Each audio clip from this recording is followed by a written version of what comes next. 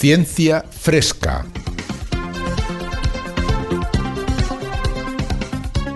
Un espacio de cienciaes.com para comentar las noticias de ciencia más interesantes de la semana.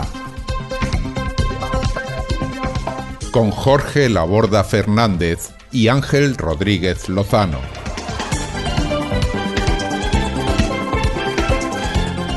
Ciencia Fresca se elabora gracias a las donaciones de las personas que nos escuchan. Si desea colaborar con nosotros, visite nuestra página web cienciaes.com. Muchas gracias.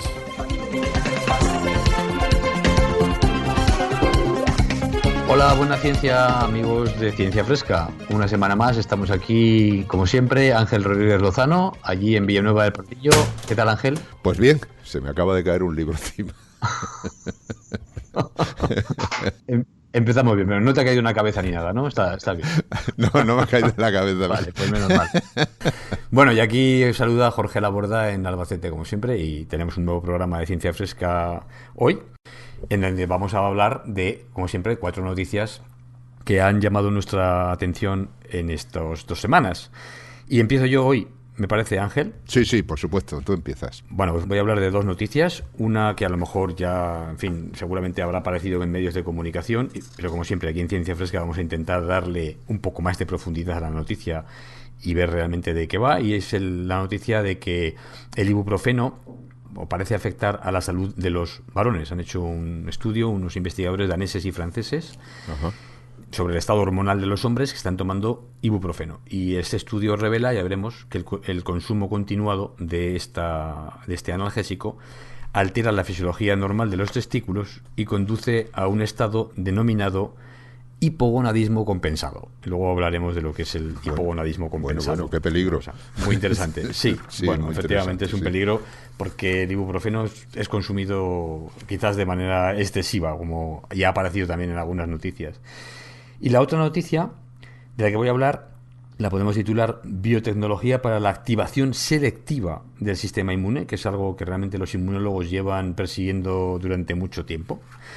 Y en este caso son investigadores de la Universidad de Harvard y del Instituto de Tecnología de Massachusetts los que desarrollan un entramado a base de microtúbulos de sílice y material biológico, que ya luego explicaremos, el cual es capaz de activar a los linfocitos T, que son los más importantes del sistema inmune, de una manera que se revela más eficaz que ninguno de los métodos empleados hasta ahora, al menos en la clínica, ¿no? La activación de estos linfocitos pues se sabe que es fundamental en terapias, por ejemplo, como la inmunoterapia contra el cáncer. Y bueno, pues luego vamos a explicar cómo funciona toda esta estrategia, que puede ser bastante importante pues para luchar contra el cáncer, pero no solo contra el cáncer, sino contra muchas otras enfermedades en las que el sistema inmune está implicado, por ejemplo, las enfermedades autoinmunes. Así que esas son mis 2 noticias. ¿Y tú, Ángel, de qué nos vas a hablar hoy? Pues yo voy a hablar de 2 temas que me han llamado la atención por lados diferentes, ¿no? Uno es un artículo muy extenso que se publica en Nature, que habla de nuestro conocimiento actual del mecanismo de Antikythera. ¿Y eso qué es? El mecanismo de Antikythera es la calculadora mecánica más antigua que se conoce. Qué interesante. Fue descubierta en el año 1900 en los restos de un naufragio y se ha datado de entre el año 200 y el 50 antes de Cristo. Curiosamente... O sea que los antiguos ya tenían un conocimiento bastante profundo de cálculos. Es impresionante lo que tiene ese mecanismo. Se ha encontrado lógicamente en un estado semidestruido, pero aún así se ha podido extraer la información de todos los mecanismos que lleva. Es un mecanismo de relojería fabuloso, que sirve para calcular las fases de la Luna, la posición del Sol, los eclipses, la posición de los planetas en el cielo. Impresionante realmente. Madre mía, increíble. Y increíble. eso se lleva estudiando 100 años y ahora se ha sacado pues este repaso de todo lo que se ha conseguido y lo que falta por conseguir a la hora de hacer. Muy bien, es una Muy interesante. Esa es la primera noticia. Y la segunda, pues hablamos de otra joya, pero en este caso más reciente de la ciencia, que es el radiotelescopio de Arecibo. El radiotelescopio de Arecibo es un complejo impresionante, tiene un plato de 300 metros, está construido en la vaguada de 300 metros de diámetro, está construido en la vaguada de una montaña en Puerto Rico. En Puerto Rico, ¿no? En Puerto Rico, efectivamente. Sí. Y bueno, lleva ya bastantes años y resulta que en los últimos años la financiación para mantenerlo había bajado y de hecho lo iban a cerrar. La Fundación Nacional para la Ciencia de los Estados Unidos había cerrado el grifo para dedicarlo el dinero a otras cosas y justo pues, cuando llega al final aparece por ahí alguien que no se sabe quién, o no se sabe qué, que es sociedad o lo que sea, que pone el dinero sobre la mesa y lo reactiva. Y justo yo no he sido, y justo esta semana se acaba de publicar. ¿Acaso hay alguna duda? Justo esta semana se acaba de publicar un artículo en Nature en el que se habla precisamente de uno de los logros más recientes de el radiotelescopio Arecibo, que es la observación de una fuente de radio de muy corta duración y muy intensa que viene de una galaxia lejana. Así que esta será la segunda parte. Muy bien, estupendo. Pues pasamos a la primera noticia tuya. Vale, pues vamos a entrar en detalle ya en la primera noticia, que como digo es el efecto del ibuprofeno sobre la salud de los hombres, ¿no? En este caso, bueno, pues lo que sí que está claro es que hay una preocupación creciente sobre la salud reproductiva masculina. Esto no es nuevo. Cada vez hay menos espermatozoides producidos en general por la población masculina y la movilidad de estos está afectada, en fin. Y lo que se sugiere es que hay una serie de desregulaciones o problemas en el sistema endocrino, pues que pueden ser debidas a la contaminación, a ciertas sustancias en el ambiente, en fin. En cualquier caso, lo que sí que es conocido es que, claro, esta salud de los varones, la salud reproductiva y general de los hombres, pues depende del estado hormonal, en particular de las hormonas andrógenas, que son las que son producidas por las células especializadas de los testículos. Hay dos particularmente importantes en los testículos, se llaman las células de Leydig y las células de Sertoli, que son las que producen la testosterona, por supuesto. Claro, los testículos que producen la testosterona y los andrógenos en general, pues son obviamente importantísimas porque es que estas hormonas no solo actúan sobre el testículo y sobre las células reproductoras, si queremos, ¿no? Sino que actúan sobre muchas otras células del organismo. Sí, o sea, también. Por ejemplo, el músculo. O sea, claro, eso hace que el desarrollo muscular de los machos, podemos decir, sea en cierta medida distinto al de las hembras, ¿no? Del de las hembras, sí. La masa muscular, bueno, esto lo sabrán los que toman estrógeno, andrógenos, en fin, para generar esa masa muscular. Los que se dopan en ese sentido, pues para generar músculo. Obviamente la hormona de testosterona tiene un efecto sobre eso, pero es que además ejercen otras influencias quizás menos conocidas. Por ejemplo, las capacidades cognitivas, es decir, el cerebro, el estado de ánimo y el funcionamiento del sistema inmune, entre otras funciones, todas están afectadas por los andrógenos. Ajá. Bueno, ¿cómo se producen los andrógenos? Que tienen que estar, obviamente, regulados y mantener unos niveles adecuados. Pues estos están controlados por otras hormonas. En particular por la hormona, se llama la hormona luteinizante, que está producida por la glándula pituitaria anterior, en este caso, que es la que está en el cerebro, está en la base del cerebro, es una pequeña glándula que es, digamos, la que controla todo el estado hormonal del resto de las glándulas que producen hormonas, ¿no? Esta glándula detecta los niveles de testosterona que hay en la sangre y según los niveles que hay, responde a ellos. Si hay pocos, pues hay que estimular la producción. Y entonces, ¿qué hace? Pues secreta esta hormona luteinizante que actúa sobre las células de los testículos, en este caso las células de Leydig, que son las que producen la testosterona, y estas son estimuladas a producir más testosterona. Con lo cual, hay una relación entre esta hormona, la luteinizante, y la testosterona. ¿Qué sucede cuando las células del testículo, las de Leydig estas, no pueden producir suficiente testosterona o bajan la producción de testosterona? Pues entonces, claro, la hipófisis aumenta la producción de esta hormona luteinizante y esto intentaría generar más testosterona. Claro, restablece la situación, ¿no? Claro. Lo que pasa es que a veces esto no funciona. Es decir, se produce poca testosterona, la hipófisis genera más hormona luteinizante, pero esto no conduce a que haya una mayor cantidad de testosterona porque las células de Leydig no pueden producirla. Entonces tenemos una relación entre la testosterona y los niveles de esta hormona LH, ¿no? Entonces, esto los médicos lo pueden determinar, y cuando estos niveles son malos, o sea, son anormales, pues esto es un indicador de que las células de Leydig pues no están funcionando.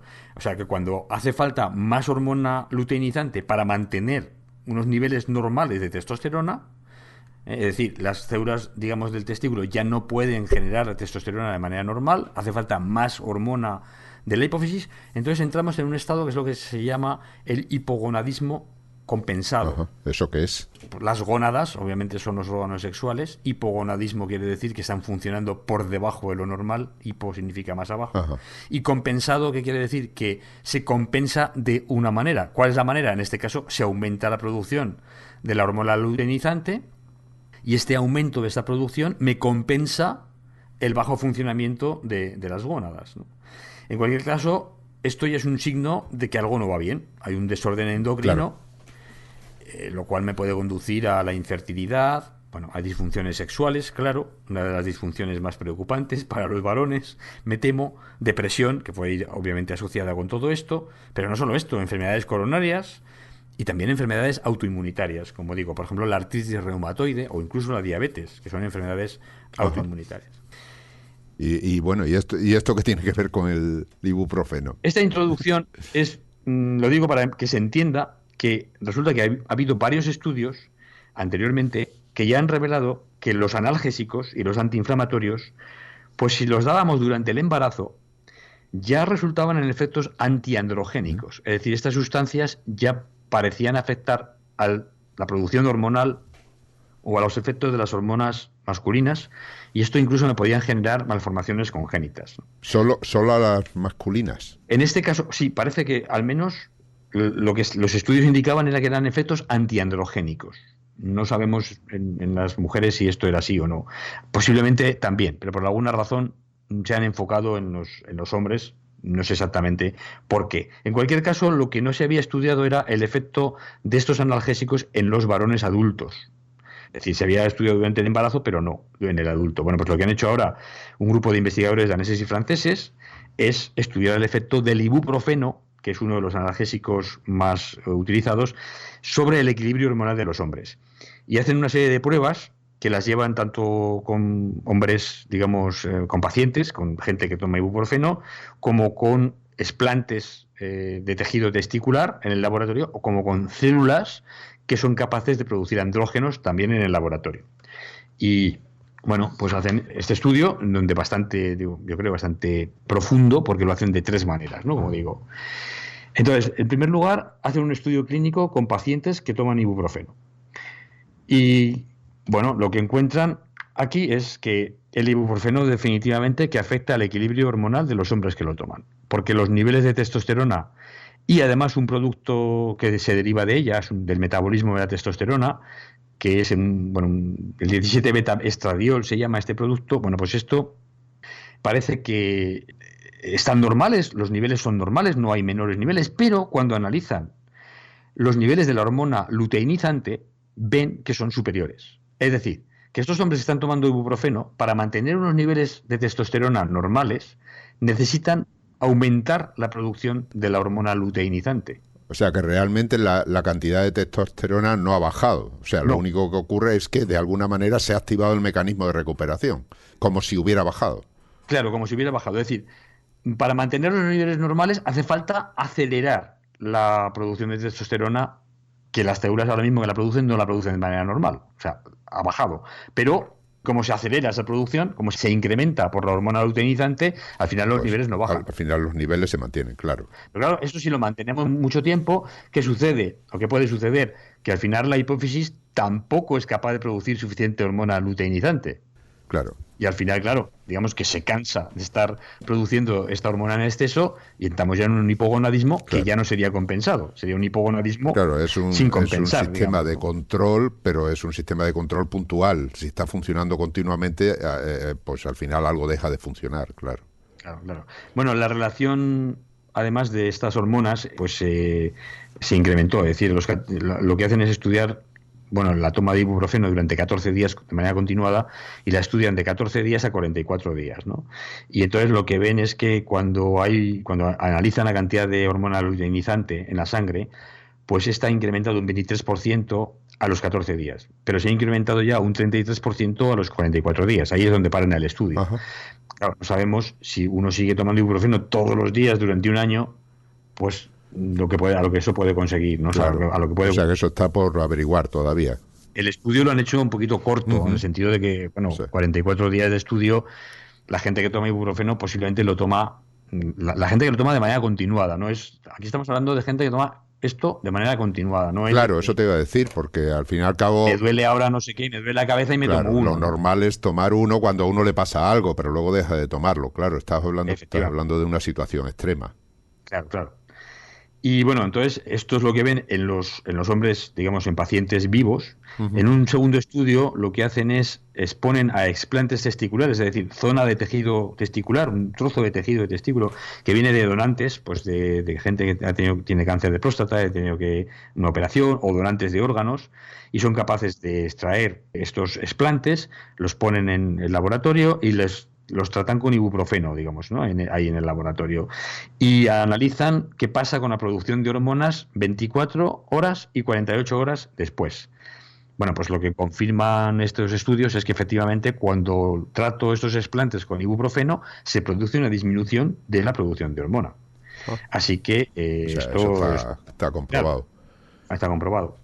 También lo que hacen es ahora, con estos explantes, analizar el funcionamiento de genes que están implicados en la síntesis de testosterona, la cual, hay que recordar, se produce a partir del colesterol. El colesterol sería el precursor de las hormonas andrógenas y estrógenas, y hay una serie de genes que producen una serie de enzimas, en fin, hay una serie de pasos, digamos, químicos o bioquímicos que generan, pues finalmente, las hormonas, ¿no? En este caso la testosterona. Bueno, pues lo que encuentran los investigadores es que algunos genes de estos explantes tratados con el ibuprofeno disminuyen su funcionamiento de manera completa. O sea, son inhibidos en esas condiciones de manera total, en las dosis que emplean de ibuprofeno y en las condiciones del laboratorio, que no debemos confundir con tomar ibuprofeno, digamos, en una persona viva, que el ibuprofeno es metabolizado, en fin, hay una vida media. Y la dosis, imagino, que es mucho más pequeña. Claro. La dosis que llega a las células, digamos. La dosis, exacto, es variable, digamos, que nunca es la misma. En el laboratorio de esa dosis, si el ibuprofeno no es metabolizado, sigue siendo siempre la misma dosis. In vivo no, porque en fin, es excretado por la orina, metabolizado de distintas maneras, con lo cual obviamente no se puede comparar, ¿no? Lo digo para que nos pongamos un poco en lo que significa. Para que no se asuste demasiado la gente, ¿no? O sea, todavía no sabemos muy bien el alcance de todo esto, ¿no? Exacto. Porque realmente, para una persona que lo tome todos los días sí parece que está claro, pero para una persona que lo tome de forma esporádica no está nada claro. Exacto, eso es cierto. Bueno, estos efectos en los genes los confirman con una línea celular. Estos son células que ya crecen en cultivo, les doy un medio nutritivo en el laboratorio y analizo con ellas pues lo que quiero, ¿no? En este caso la producción de testosterona, pero también el efecto de los genes que pueda tener el ibuprofeno, un poco lo mismo que antes, pero con una célula que produce hormonas. Bueno, pues encuentran lo mismo, estudian esto y encuentran que efectivamente hay un efecto de disminución, claro, de la testosterona, y que también los genes que afectan en la producción de esta hormona pues son afectados. También finalmente estudian si el ibuprofeno puede tener algún efecto sobre las células de los túbulos seminíferos en estos explantes también, que son los que ayudan a la generación de espermatozoides, y afortunadamente encuentran que no, que parece que el funcionamiento de los genes de las células germinales pues no están afectados. O sea que en este caso sería afectada... No afecta a la fertilidad como tal, ¿no? Eso es, no estaría afectada a la fertilidad como tal. Bueno, ¿qué hacemos con todo esto? Sí.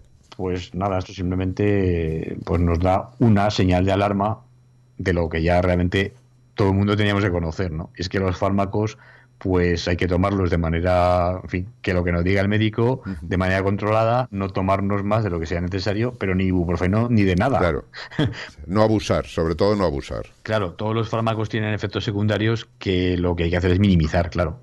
Y por tanto lo que tenemos que hacer es conseguir el efecto primario que queremos, pues en este caso puede ser disminuir el dolor o la inflamación, pero no pasarnos con esto, porque si no mantenemos unos efectos secundarios crónicos que en algunos casos no están estudiados, porque esto es un estudio del ibuprofeno en varones adultos que no se había realizado hasta la fecha. Esto se ha publicado en el Proceedings, en la revista Proceedings, sí.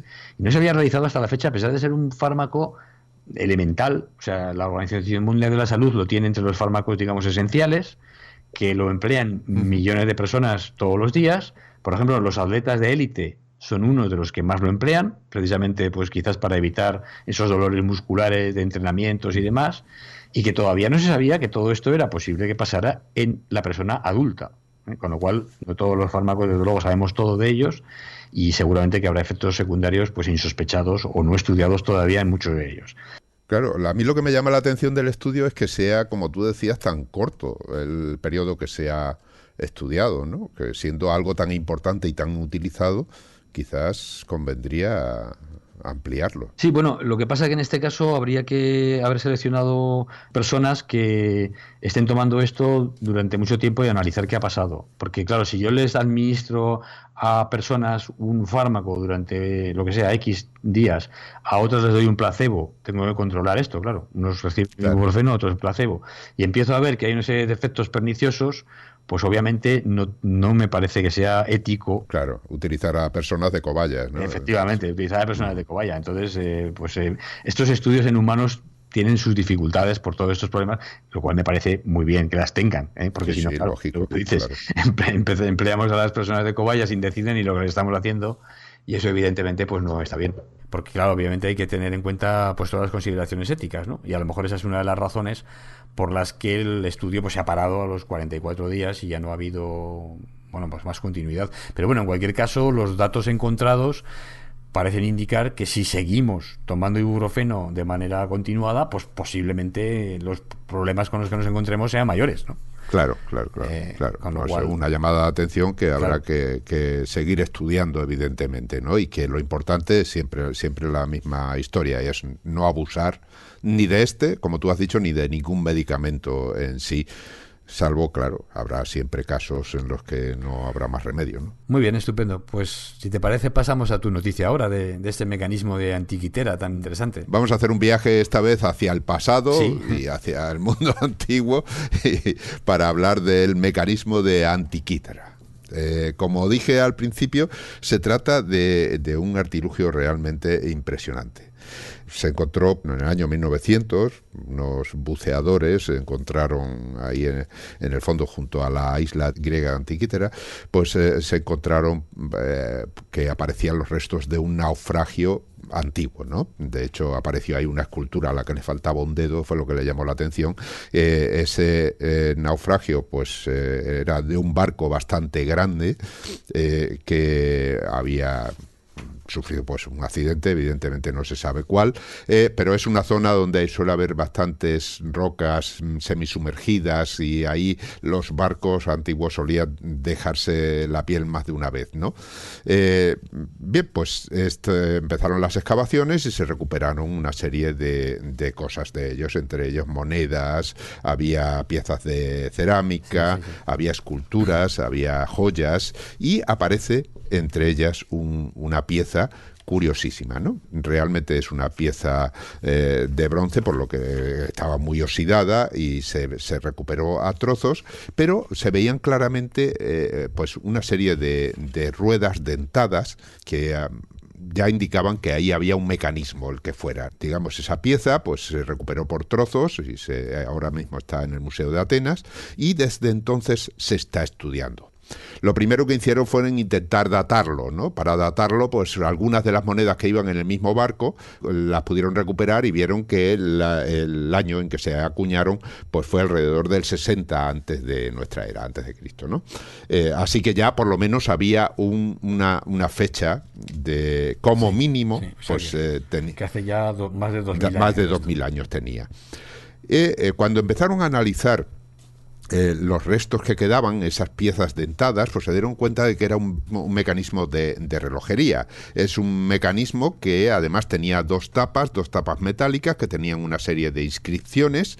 En esas inscripciones había también una serie de dibujos, digamos, grabados, que eran como dos diales concéntricos, circulares, en los que se marcaban los signos del zodiaco, y había dentro del mecanismo, engranaba con esas ruedas dentadas y demás, pues se supone que había habido un puntero que iba señalando, digamos, esos días del año, por lo que dedujeron que se trataba de un mecanismo que era una especie de calendario astronómico, ¿no? Pero que a base de las ruedas dentadas, esas tendrían alguna relación, digamos, matemáticas entre ellas, y según se iba moviendo una, pues iría moviendo las demás en relaciones fijas, digamos. Pues lo mismo que los mecanismos de un reloj van enganchando unos con otros hasta conseguir que por una parte funcione el segundero, el minutero, claro, los relojes antiguos, no los de ahora que lleva un chip.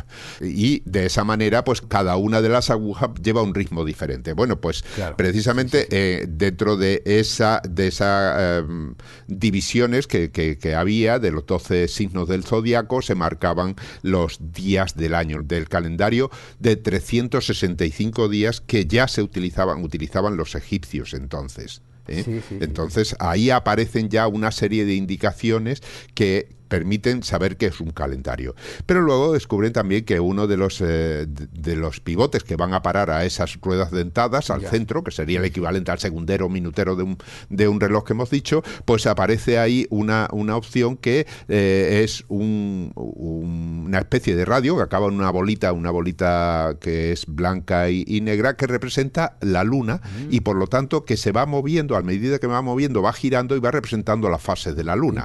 Es decir, cuando la bolita presenta su lado blanco, pues es luna llena. Cuando presenta... Qué interesante y qué ingenioso. Sí, muy ingenioso. Bueno, ya verás, o sea, que el asunto no acaba ahí. Lógicamente, además hay una serie de inscripciones, se analizan lo que ponen esas inscripciones, lo que queda de esas inscripciones, y llegan a la conclusión de que es un calendario, una especie de almanaque, le llaman, para Beckma, se llamaban los almanaques de aquellos tiempos, ¿no? Ahí aparecen, como dije, los signos zodiacales, y además aparecen referenciadas una serie de letras inscritas en eso. Bueno, pues eso es en un lado. Este aparato, por cierto, que no he dicho, tiene el tamaño aproximado de una caja de zapatos, o sea que no es un aparato muy grande, es un aparato pequeñito, lo que quiere decir que era un mecanismo de relojería muy ajustado y muy bien hecho para la fecha. Bueno, pues en una parte estaba eso que he dicho, y en otra parte aparece también dos espirales que curiosamente también tienen relación astronómica. El cuadrante superior, la espiral superior, es lo que le llaman el cuadrante metónico. El ciclo metónico es un ciclo de 19 años que cuadra casi exactamente, hay una diferencia de 2 horas, con 235 meses lunares, meses sinódicos que le llaman. Y ahora explico de qué se trata. La Luna va girando alrededor de la Tierra. Sabemos que ambos van girando alrededor del Sol. Cuando la Luna está en oposición al Sol, tenemos la luna llena. Cuando está en el mismo lado del Sol, tenemos la luna nueva. Va cambiando las fases entre un lado y otro. Cuando la Luna presenta la cara de luna llena, hasta la siguiente luna llena, la Luna necesita 29,53 días para repetir la fase. No es el periodo de traslación de la Luna alrededor de la Tierra, porque ese es más pequeño, sino que es lo que tarda en repetirse la fase, la misma fase. La misma fase. Claro, porque la Tierra ha girado alrededor del Sol también, en ese mes o en ese tiempo.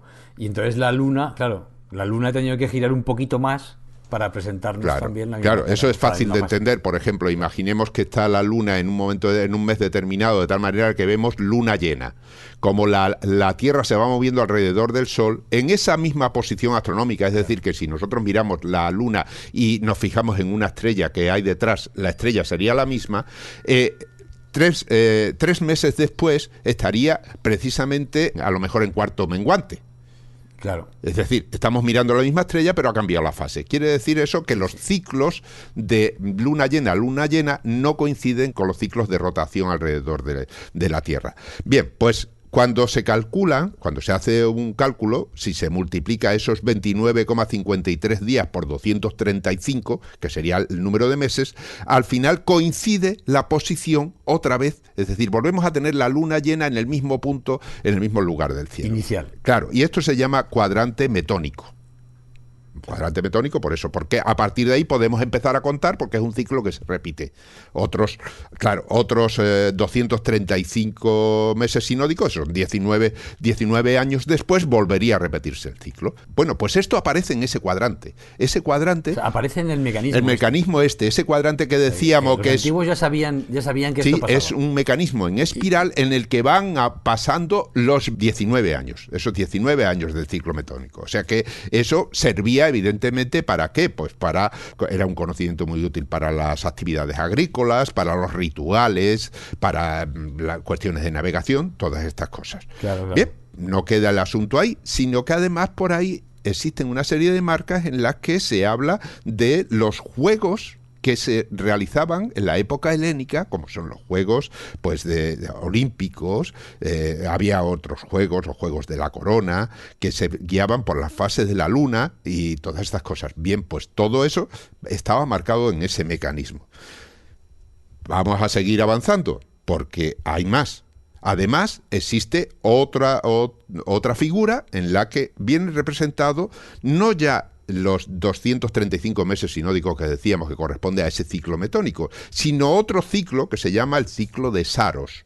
Vamos a ver qué significa. El ciclo de Saros se corresponde con 223 meses lunares y es un ciclo que siguen los eclipses. Es decir, el eclipse de Sol, eclipse de Luna, llega un momento en el que si tenemos un eclipse, porque el Sol, la Tierra y la Luna están en línea y se produce, están en línea, sabemos que la Luna no gira en un plano exactamente igual que gira la Tierra alrededor del Sol, sino que está ligeramente inclinado, del orden de 5 grados. Quiere decir que cuando está inclinado, si la Luna está en luna llena, pero está en un punto de esa órbita por encima del plano que forma la Tierra alrededor del Sol, entonces no se produce un eclipse. Claro. Tiene que coincidir los tres. Eso quiere decir que es en el punto de intersección de esos dos círculos, por un lado, o de estas dos figuras que son realmente elipses, ¿no? Sí. La de la Luna y la de la Tierra alrededor del Sol. Esos dos planos, cuando coinciden es cuando se cortan. Esos puntos se llaman nodos, pues eso es, en ese momento es cuando se produce el eclipse. Bueno, pues cuando ese eclipse coincide con las fases lunares y todo lo demás, corresponde a 223 meses lunares de los que decía antes. Y eso está representado también en ese mecanismo. Tremendo. Así que, para hacernos una idea, pero claro, no acaba ahí la cosa. Una cosa más todavía se descubre, todo esto a base de ir analizando poco a poco todo ese mecanismo que está muy deteriorado y del que muchas de las piezas, es decir, muchas de estas ruedas dentadas que equivalen, imaginemos un mecanismo de relojería cuando abrimos el reloj, ¿no? Y vemos todas esas ruedas que están dentadas, unas engarzando unas con otras y moviendo para cambiar distintas eso, bueno, pues muchas de ellas están ocultas dentro de esa pieza muy deteriorada de cobre, óxido de cobre, por lo tanto se han hecho análisis a través de rayos X, bombardeándola con neutrones, una serie de cosas para obtener unas imágenes de lo que todavía hay dentro, pero que no se puede, porque si se toca se deshace. O sea, eso quiere decir que desde luego no lo han podido reproducir el mecanismo, ni siquiera los mejores relojeros suizos o japoneses se han atrevido con él. Se han hecho reproducciones bastante buenas que vienen a cuadrar con lo que dicen, más o menos con lo que dicen, con lo que se ve, con lo que se ha podido averiguar y con lo que dicen las inscripciones, que es muy importante, que ha servido de mucho también. Pero todavía quedan ahí una serie de cosas que no se ajustan todo lo bien, que no se... De misterios que no se han descubierto todavía. Bueno, porque además han descubierto que existen ahí una serie de ruedas dentadas que cuando se pone a funcionar el mecanismo reproduce el movimiento de los planetas. O sea, no solo la Luna y los eclipses, sino los planetas también. Bueno, los planetas conocidos. Los planetas conocidos, claro. Mercurio, Venus, Marte, Júpiter y Saturno, ¿no? Los conocidos en aquella época. Es decir, que dentro de todo ese mecanismo había una serie de ruedas que marcaban en función de cuando se le iba dando cuerda. Ahora veremos sabíamos cómo funcionaba, ¿no? Pues marcaba la posición en un momento determinado en ese calendario de las posiciones de los planetas. O sea, es increíble. Sí, estamos hablando de algo que fue construido hace 2000, se calcula. Ya dije que la edad mínima que se le echaba era el 60 a.C., porque era la edad de la acuñación de las monedas que iban en el barco, pero lógicamente el mecanismo había sido construido anteriormente, y de hecho se han hecho estudios que delimitan entre el año 60 y el año 200 a.C. la construcción de este mecanismo. Había referencias en algunos escritos, incluso de Cicerón, de mecanismos de este tipo que se habían construido, pero no existía ninguno que hubiera pervivido y que se pudiera estudiar, excepto este. Así que esto nos da una idea de no solo ya de la habilidad del relojero, sino de los conocimientos astronómicos y matemáticos sobre todo, claro. que tenían los antiguos. Ya los griegos, estamos hablando de la época griega, este barco se supone que iba camino de los puertos romanos en aquella época, por la dirección en la que llevaba y demás, pero hay conocimientos babilonios, de tablas que se han encontrado, tablas de arcilla escritas, donde se apuntan esos conocimientos babilonios, que cuadran con los conocimientos que existían también. Así que todo esto es lo que se ha ido averiguando hasta ahora. Hay algunas cosas que todavía parece que no, piezas que no se sabe exactamente para qué sirven. Es decir, se sabe. Todo esto que se ha dicho parece que está comprobado. Ese mecanismo funcionaba y permitía saber pues las fases de la luna, la edad el tiempo, digamos, o el calendario anual, ese calendario de 365 días, fijaros que estamos hablando ahí, permitía un ajuste de ese año bisiesto que nosotros tenemos ahora, porque la Tierra no tarda exactamente 365 días, sino 365 días y un poco más cada año en dar la vuelta, y por lo tanto perdemos ahí un día cada 4 años que lo ajustamos con los años bisiestos. Bueno, pues tenía un mecanismo de ajuste para eso, tenía una manivela pequeñita que servía para hacer funcionar todo el mecanismo, y por lo tanto imagino... Sí, bueno, eso has mencionado antes que ibas a explicar cómo funcionaba. ¿Tenía algún tipo de espiral como las cuerdas de los relojes? No, era una manivela que tenía un eje manual, con el que podías hacerlo, de tal manera que tú podías poner una fecha, le dabas la vuelta y podías avanzar o retroceder en el tiempo para averiguar cuándo se iba a producir un eclipse, la fase de la luna. Sí, bueno, en realidad esto era una especie de simulación por ordenador mecánico. Exacto. Prácticamente era un ordenador mecánico lo que tenían ahí, para simular movimientos de planetas, eclipses y demás cosas. Pues bien, pues esto es todo lo que se ha podido averiguar. Y como digo, todavía existen ahí una serie de piezas. Hay una pieza en forma de alubia, podemos decir, que no se sabe exactamente para qué sirve. No se ha podido reproducir. Todos los estudios que se han hecho no han llegado. Hablan por ahí de que tiene que ver quizás con los movimientos del planeta Mercurio, no queda claro. Hay, lógicamente, cuando se pone todo esto dentro de un ordenador y se intenta imitar el funcionamiento, pues hay algunas cosas que se acaban desfasando con el tiempo, pero es lógico que se desfasen, porque claro, nuestros propios relojes los estamos ajustando continuamente a los movimientos. Los movimientos de la Luna alrededor de la Tierra es una elipse, unas veces está más cerca y más lejos, y eso influye también en todas las predicciones, pero es, desde mi punto de vista, después de leer este artículo, ¿no? Ya conocía algo sobre el mecanismo de Antikythera, es una verdadera joya. También había leído algo. Una verdadera joya del conocimiento que se tenía en aquella fecha. Sí, realmente esto me vuelve a suscitar la idea, ¿no?, que a veces he pensado, de que algo pasó o algo no pasó en aquella época para que la ciencia naciera y explotara, y ahora, en lugar de estar en el año 2000 o 2018, ¿no?, pues estemos en el año 4018. Exacto, que lleváramos 2000 años más de civilización. Claro, que llegáramos 2000 años más de civilización científica y técnica que casi los griegos estuvieron a punto de iniciar. Y que, bueno, este artefacto pues indica que efectivamente estaban cerca, estuvieron cerca de poder empezar con esta revolución científica que desgraciadamente pues no sucedió en esos años, ¿verdad? No sucedió. Yo, al final, esto deberían ser conocimiento de sociedades cerradas en los que no salían o simplemente alrededor de los reyes y por eso digo que algo pasó o algo no pasó. Algo no pasó. Igual lo que no pasó es que esto no se difundió. Claro, porque eso puede ser en la sociedad importante, ¿no? Sí. Bueno, pues esta es la historia. No tenían divulgadores como nosotros contando cosas a la sociedad y claro fíjate tú qué desastre histórico. Qué desastre histórico. Hubiéramos estado ahí tú y yo, a lo mejor. No sé yo si hubiéramos durado mucho. No, seguro que no. Teniendo en cuenta cómo andaba.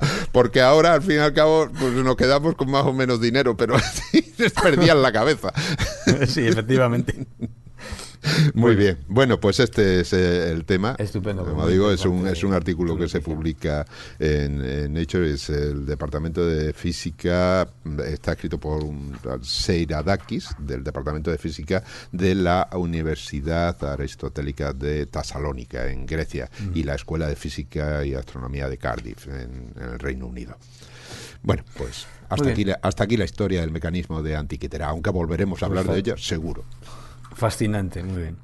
De acuerdo, pues nada, vamos a pasar, si te parece, a mi segunda noticia. De acuerdo. Que tenía que ver con este nuevo método que han descubierto o inventado, porque no es lo mismo inventar que descubrir, investigadores de la Universidad de Harvard y del Instituto de Tecnología de Massachusetts para activar a las células T, que son las más importantes del sistema inmune. Y bueno, esto ya es una larga historia en realidad, ¿no? Porque los oncólogos y los inmunólogos pues llevan ya décadas intentando manipular el sistema inmune. Pues por ejemplo para que este ataque eficazmente a los tumores, ¿no?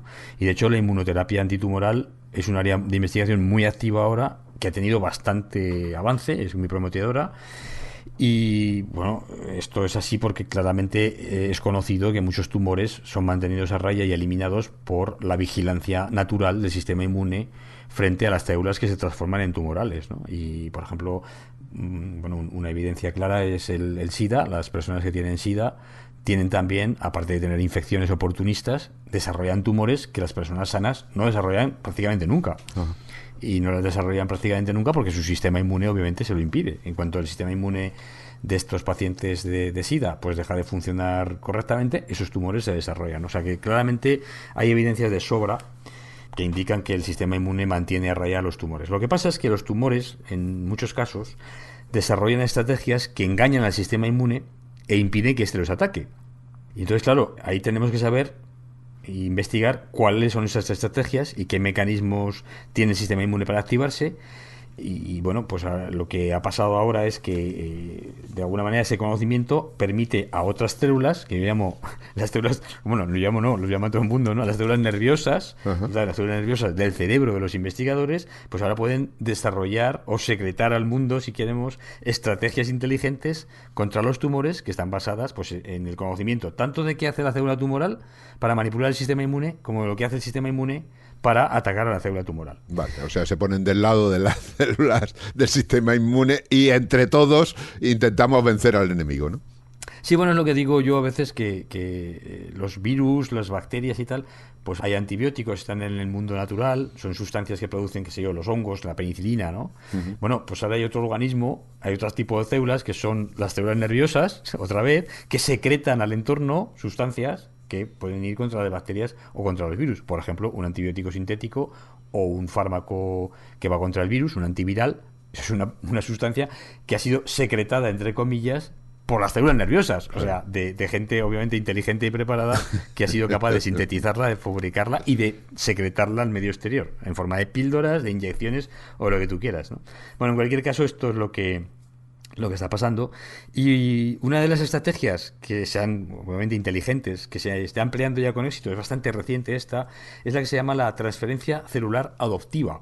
A ver, ¿qué significa eso? Bueno, pues esto, como el nombre indica, es una transferencia de células, es decir, hay que transferir células, y lo que hacen es, los investigadores, y ya en los pacientes, es decir, en algunos hospitales se está haciendo esto, se aíslan linfocitos que son citotóxicos, o sea, que son asesinos para las células tumorales, sí, los que van a matar a las células infectadas o a las células raras. Estos linfocitos se modifican genéticamente en el laboratorio, se les incluye un gen, el cual va a ser, en general, una proteína receptora que detectará a una proteína propia del tumor, que está en el tumor y que no está en las células normales.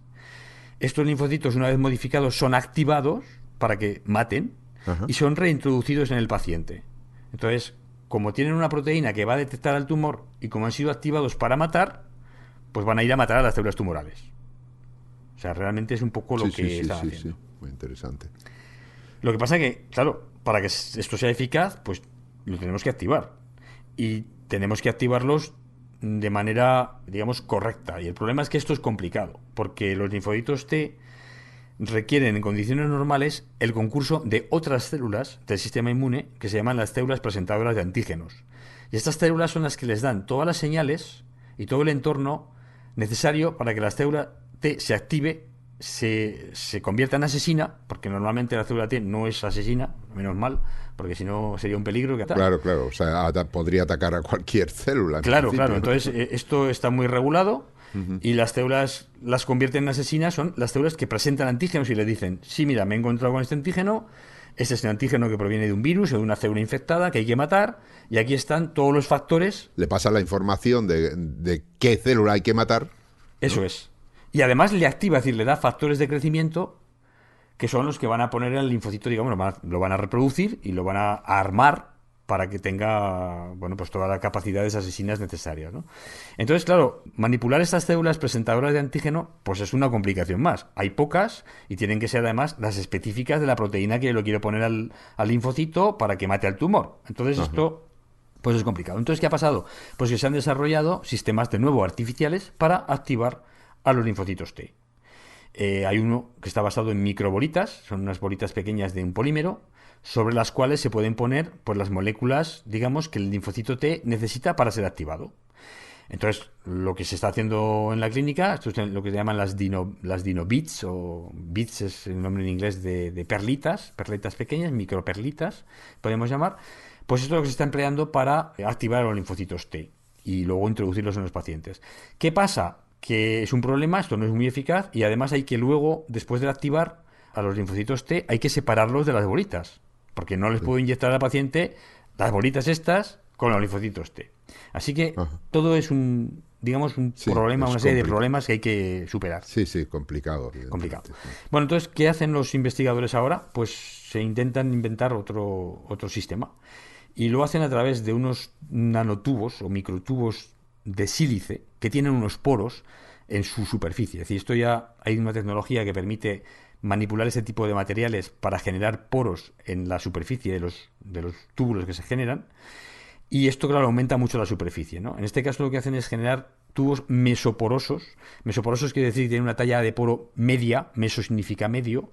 En este caso son una talla entre 2 y 50 nanómetros de diámetro.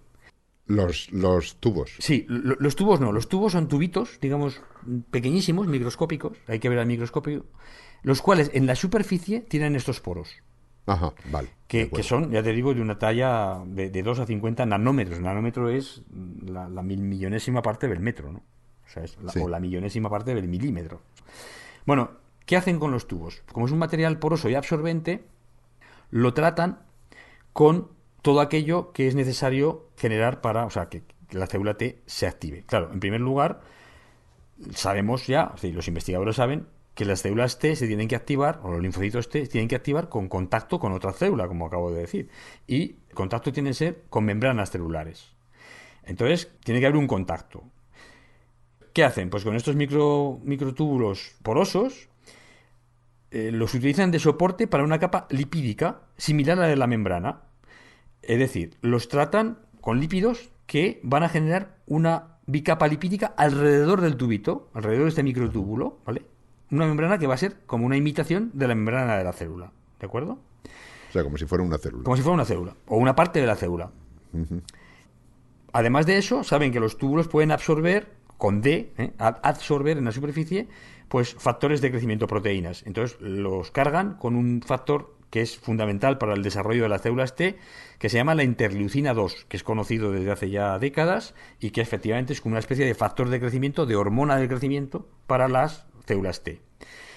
los cargan con este factor, los cargan con los lípidos que forman la bicapa y ahora le ponen a esa bicapa 2 moléculas, al menos 2, de anticuerpos que están diseñados para activar a las células T. Es decir, son 2 moléculas que van a dar a las células T, les van a engañar y les van a hacer creer que les están presentando un antígeno. Con lo cual, entre el factor de crecimiento y estas moléculas que les mandan señales como que han encontrado un antígeno, las células presentadoras de antígeno, bueno, pues lo que sucede es que la célula T se activa. ¿Por qué son importantes estos entramados de microtúbulos? Porque resulta que cuando lo analizan al microscopio ven que estos tubitos pues forman como una especie de red. Claro, son tubos cortos que se van cruzando unos con otros y que forman una red tridimensional. Por los agujeros de esta red tridimensional, los linfocitos T que les añaden a los microtúbulos estos en solución, pues pueden establecer contactos con muchos de ellos, con lo cual reciben señales de una gran parte, digamos, de estos túbulos. Ya, o sea, una serie es un entramado de tubitos puestos uno con otro y por medio, claro, circulan libremente todos los linfocitos T, ¿no? Exacto. Entonces, bueno, pues lo que ven es que se establecen muchos contactos, bueno, más numerosos, ¿no?, con las células T. Bueno, lo que hacen ahora es comparar a ver esto, cómo funciona, a ver si eso realmente funciona o no. Y lo comparan con el método que ya se ha utilizado en la clínica, que lo he dicho antes, que es el de las microbolitas estas.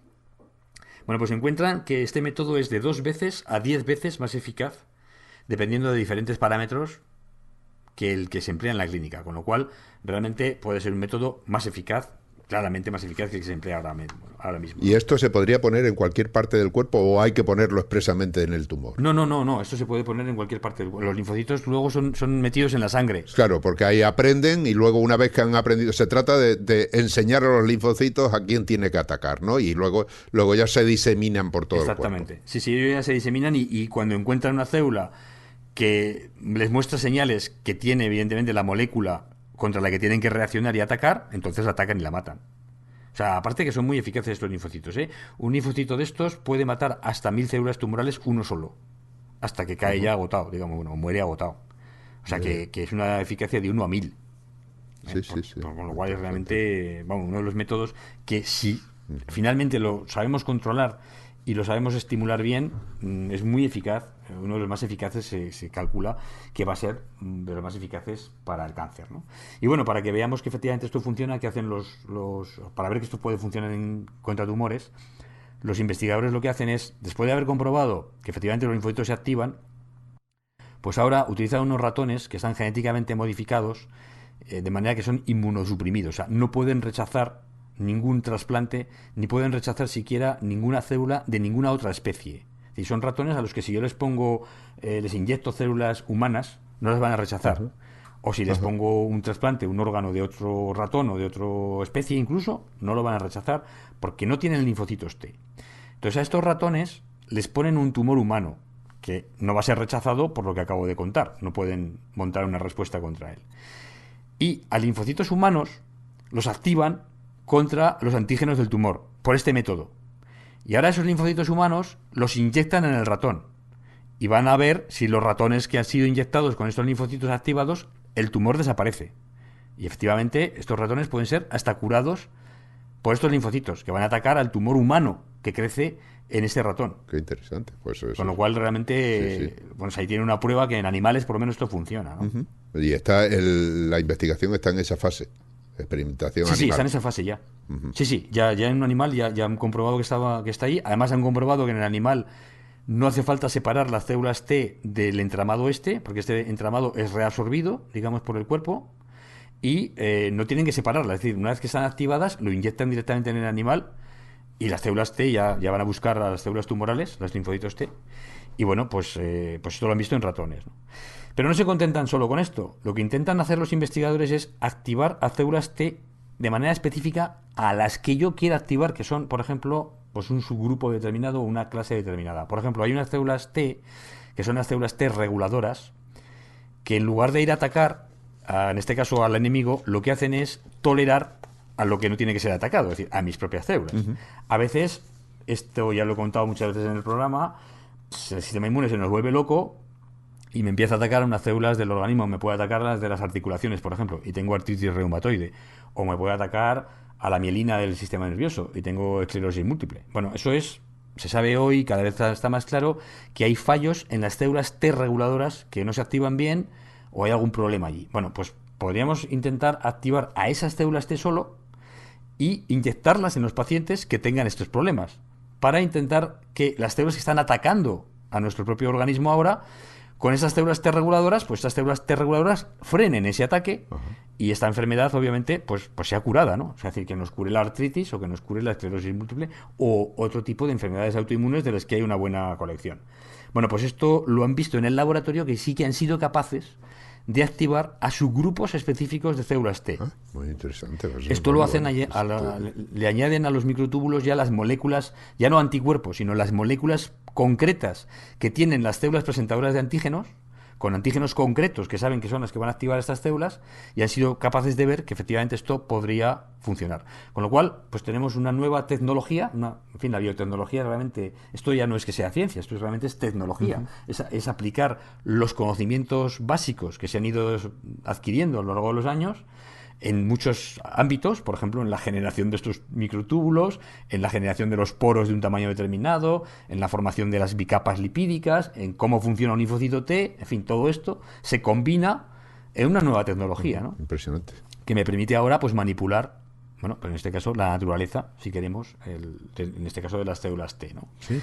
Entonces, bueno, pues es una técnica bastante prometedora que en los próximos años, pues si se sigue desarrollando la investigación, pues promete no solo avanzar en curar distintos tipos de tumores, sino, como digo, otro tipo de enfermedades en las que el sistema inmune pues están ahí, incluidas alergias, que también tienen que ver con la activación errónea de algunas células del sistema inmune que nos dan las alergias tan molestas y a veces tan peligrosas, porque el asma es obviamente una reacción alérgica y bueno, pues puede ser mortal, ¿no? No, la verdad es que es impresionante. Muchas veces estamos sembrando esperanzas. Yo entiendo que los enfermos que tanto los enfermos de cáncer o los que sufren estas enfermedades que han mencionado, están deseando tener la respuesta ya. Pero claro, todo lleva su tiempo, pero lo importante en este caso es que ahí está la tecnología y que en un futuro probablemente más o menos cercano, no de 2 meses o 3 meses. Claro. Estamos hablando de años. Si tienen financiación las investigaciones, si se apoya a la ciencia, como se debe apoyar, se pueden encontrar soluciones a estas cosas. Bueno, no hay más que mirar atrás, ¿no? Tú hace 40 años, que el cáncer era una enfermedad, que a veces te decían que tenías cáncer, era ya condena de muerte, prácticamente, hace 40 o 50 años, y lo que se ha avanzado en este medio siglo, ¿no? De investigación y de técnicas como estas que ya se están empleando en los hospitales, algunas de ellas. No con la eficacia a lo mejor que querríamos conseguir, pero ya se está, en fin, haciendo sus avances, ¿no? Y pues quizás dentro de esos otros 50 años, pues obviamente la cosa esté ya mucho más madura. Y bueno, si no es para nosotros, no nos toca a nosotros, porque no han avanzado suficientemente rápido, todo lo rápido que desearíamos, todas estas cosas, pues seguramente para nuestros nietos o nuestros bisnietos, pues esperemos que este tipo de enfermedades sean un mal recuerdo, además, ¿no? Para que realmente bueno, pues ahí está, la ciencia abre esos caminos, hay que apoyarlos. Sí, muy bien, sin duda. Muy bien, pues ahí pues cambiamos de... Entonces vamos, si te parece, a la última ya del programa. Sí, vamos ya a la última noticia del programa, que nos lleva a uno de los aparatos que tienen, digamos, más solera dentro del estudio de la radioastronomía, es decir, la astronomía que se utiliza para observar el universo con ondas de radio, no ya ondas visibles, como estamos acostumbrados con los telescopios ópticos, ¿no? Bueno, pues la joya de la corona durante muchos años ha sido el radiotelescopio de Arecibo. El radiotelescopio de Arecibo es una enorme antena, lo decía al principio, está situada en la isla de Puerto Rico. Es una antena, cuando digo enorme es porque está colocada en lo que es una cuenca entre montañas, tiene 305 metros de diámetro. Está construida así dentro de esa depresión y la superficie está formada por un total de 40.000 paneles de aluminio perforado y cada uno de esos paneles mide de mide 3 por 6 metros, para hacernos una idea de lo que estamos hablando, ¿no? Es una antena realmente enorme. Se ha visto esa antena en muchos documentales y en películas también. Si alguien ha visto la película Contact, que el autor es Carl Sagan, el autor del libro, pues que ahí estaba Judy Foster por debajo de esa antena también, trabajando, buscando señales extraterrestres. Incluso se ha utilizado para enviar mensajes al cosmos, mensajes diciendo que aquí estamos los humanos, y eso, se mandó por ahí un mensaje en 1974, concretamente hacia un cúmulo estelar, el M13. Bien, esas son historias de radiotelescopio de Arecibo. ¿Qué ocurre? Pues que ya tiene sus años. Entonces hubo un momento en el que la Asociación Nacional de la Ciencia Americana pues decidió que el dinero que se gastaba en mantener esa instalación pues hacía falta para otros proyectos, digamos, más novedosos, y concretamente, incluso hace 2 años, decidió cerrarla ya definitivamente. Vamos, cerrarla ya del todo. Bueno, pues así estaban las cosas cuando no se sabe bien quién, pero como he dicho al principio, pues hay por ahí un sponsor, una asociación, dinero que faltaba para mantener esta antena. Esta antena que fue durante mucho tiempo la mayor del mundo. Digo durante mucho tiempo porque ahora ya lo es un radiotelescopio, se dice que es de apertura esférica, el FAST, que mide nada menos que 500 metros de diámetro, y que fue construido en China, y empezó a funcionar en el 2016.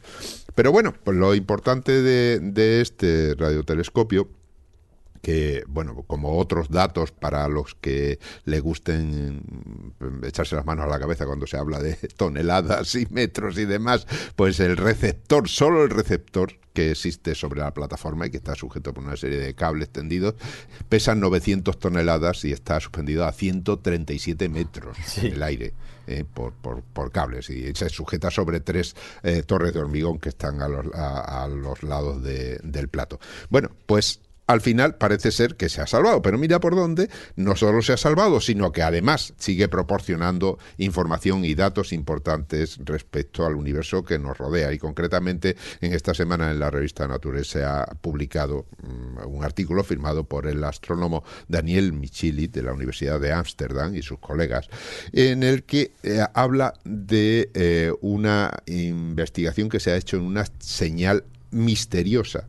Y remarco lo de misteriosa porque no se sabe muy bien cómo se genera. O sea, el mecanismo, cómo se produce. No porque sea el reino de los misterios, que viene del espacio profundo. Es una ráfaga de emisión de radio, o sea, como un clic rápido, que dura poco, o sea, del orden de milisegundos, ¿no? Y se ha detectado en algunas ocasiones, de hecho se ha detectado varias veces en distintos puntos, no se sabe cómo se genera, y duran tan poco y luego no se vuelven a repetir.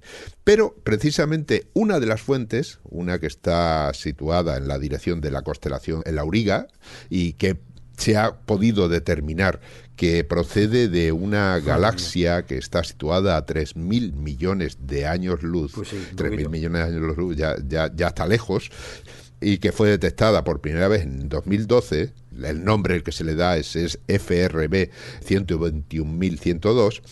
Es una fuente que ha repetido ese flash. De hecho, se han podido observar hasta 16 flashes separados de su actividad. ¿Y hay un periodo entre los flashes o son 16? No, parece ser que no existe una periodicidad. Se observa periódicamente y de vez en cuando se han ido detectando. Entonces, lo importante es que una vez detectado el lugar, la dirección y demás, pues hacia ahí se puede enfocar el radiotelescopio. El radiotelescopio de Arecibo, a pesar de ser una instalación fija, es decir, el plato está ahí entre montañas y no se puede mover, pero lo que sí podemos mover es el foco. Sí.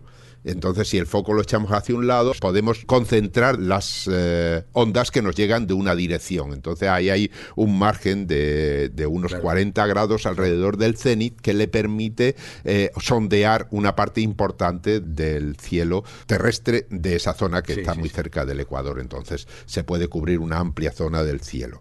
Bueno, pues entonces se ha podido estudiar esta fuente en la constelación de la Auriga que digo, y concretamente se ha podido medir una serie de características muy interesantes de esa radiación que nos llega. Hemos dicho que es radiación, ondas de radio, ¿no? Son ondas electromagnéticas, el tipo de las de la luz, pero que tienen una longitud de onda muchísimo más larga, ¿no? Pues esas ondas de radio, pues como las ondas de la luz, pueden estar polarizadas. ¿Qué significa polarizadas? Pues significa que si nosotros tenemos una onda, cogemos una cuerda, por ejemplo, que cogemos entre dos personas y hacemos un movimiento hacia arriba o hacia abajo, vemos que la onda se transmite a través de la cuerda siempre vertical, es decir, en la misma dirección en la que nos movemos, ¿no? Si el movimiento brusco lo hacemos en posición horizontal, la onda se transmite en un plano horizontal.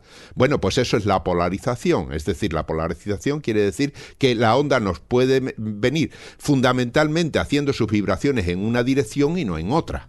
Sí, claro. Las ondas normales de luz que nosotros recibimos pues suelen no estar polarizadas, es decir, nos llegan mezcladas en todas las direcciones. Pero, por ejemplo, si incide luz en un espejo, la luz sale polarizada porque solo se reflejan las ondas que van en una determinada dirección y no en otra, que coinciden con el plano del espejo, ¿no? Bien, pues eso quiere decir que esa luz se puede estudiar la polarización y eso permite extraer información. ¿Qué puede modificar la polarización de una onda? Pues hemos dicho que es una polarización que puede ser en un plano, puede ser vertical, horizontal, inclinada. Las gafas polarizadas que nosotros utilizamos, las gafas de sol polarizadas, lo que hacemos es filtrar ondas que nos llegan en una dirección determinada, concretamente la dirección que nos llega en los reflejos que tenemos alrededor, por eso se ve el color muchísimo más nítido, es decir, estamos evitando la luz reflejada y por lo tanto estamos eliminando una parte de luz que se ha polarizado, o sea, que se ha filtrado y se ha colado solamente una determinadas ondas polarizadas y que llegan a nuestros ojos.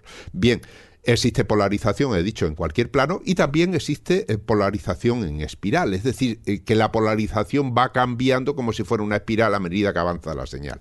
Bueno, todas estas cosas se pueden estudiar. Por lo que han descubierto es que esta emisión que viene de este lugar en la dirección de la constelación de la Auriga tiene una cierta polarización que la han podido detectar.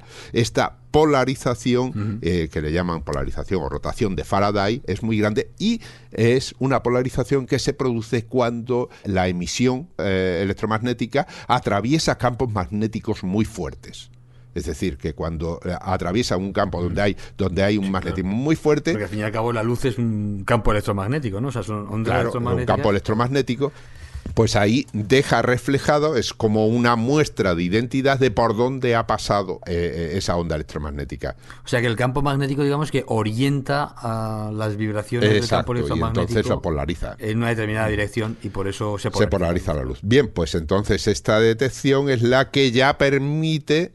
todavía especular, no está claro todavía cómo es, pero permite buscar formas que permiten identificar cómo surgen estas ondas.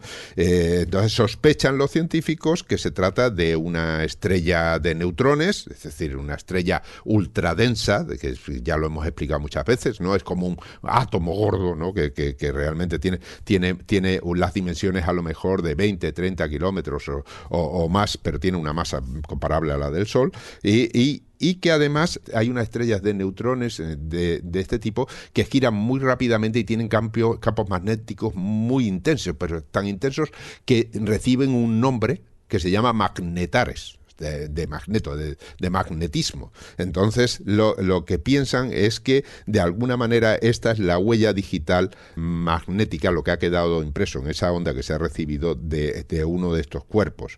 También dicen, bueno, puede suceder que se genere una explosión, una supernova, este tipo de ondas, que luego esté muy cerca, pues un agujero negro muy masivo, como puede ser los que existen en el centro de una galaxia. Es otra de las opciones que se manejan. En fin, hay una serie de opciones que ya están perfilando el problema para identificar el origen de esta huella digital magnética que traen las ondas que nos llegan. Y de paso hemos salvado a Arecibo, que creo que es una instalación muy importante históricamente y que todavía, al fin y al cabo, ya no es el más grande del mundo, pero es el segundo, ¿no? Es el tercero, porque hay otro también que está construido por los rusos, aunque ese no sería un plato, porque ese realmente es un semicírculo que concentra la información en un foco, ¿no? No es comparable a este tipo. Pero bueno, que es lo importante. Ahí está salvado, sigue investigando y sigue encontrando y descubriendo cosas que nos permiten conocer mejor el universo. Muy bien. Pues la verdad es que el universo nunca deja de darnos sorpresas, ¿eh? Bueno, tanto el pequeño como el grande. El pequeño me refiero el celular molecular como el grande. Sé que tú hablas siempre nos está dando sorpresas y la verdad es que una gozada en ese sentido todas las semanas ver lo que, pues bueno, lo que yo considero al menos, pues la gente más preparada de la humanidad son capaces de ir descubriendo y de ir inventando, ¿no? Porque se producen descubrimientos e inventos, pues prácticamente todos los días, gracias desde luego a la ciencia. Pues nada, Ángel, muy bien. Hemos llegado al final del programa más. Yo creo que tú tenías que decir algo, ¿no? Sí, que el siguiente programa no sé cuándo lo vamos a poder hacer, porque entro en una época de un trabajo un poco más intenso y me temo que esto nos va a afectar en el desarrollo de los programas subsiguientes. Pero bueno, a ver cuándo podemos retomar la cosa, que esperemos que sea lo antes posible. De todas formas, ahí están, pues continuaremos la emisión, programas como Vanguardia de la Ciencia, hablando con científicos que están ahí en este impasse, en espera de que se pueda seguir. Sí, bueno, y Kilo de Ciencia que va a seguir. Kilo de Ciencia, por supuesto, y todos los demás. O sea que realmente todo sigue. Pero aquí a Jorge no hay que apretarle demasiado, que bastantes cosas tiene. Bueno, yo hago lo que puedo, como la mayoría. Y más de lo que se puede, pues no se puede, ¿no? Así que ahí estamos. Muy bien, pues si te parece, antes de despedirnos, voy a mencionar algunas de esas personas que nos ayudan a continuar divulgando la ciencia con sus donaciones. Vaya nuestro agradecimiento a Fernando Sánchez Castillón, a José Casanova, a Alfredo de la Riva Ruiz, que nos envió su donación desde México, y también a dos de los patrocinadores que nos envían su donación periódica a través de patreon.com/cienciaes, Rubén Iscar Camacho y Raúl Piedra Castro. Muchas gracias, amigos, por estar con nosotros y sobre todo por escuchar nuestros programas. Pues aquí nos despedimos. Sí, aquí nos despedimos. Buena ciencia y un saludo a todos los oyentes, y buena ciencia para ti, Ángel. Y buena ciencia a todo el mundo. Gracias. Hasta luego. Adiós. Han escuchado ustedes Ciencia Fresca, un programa de cienciaes.com elaborado por Jorge Laborda Fernández y Ángel Rodríguez Lozano.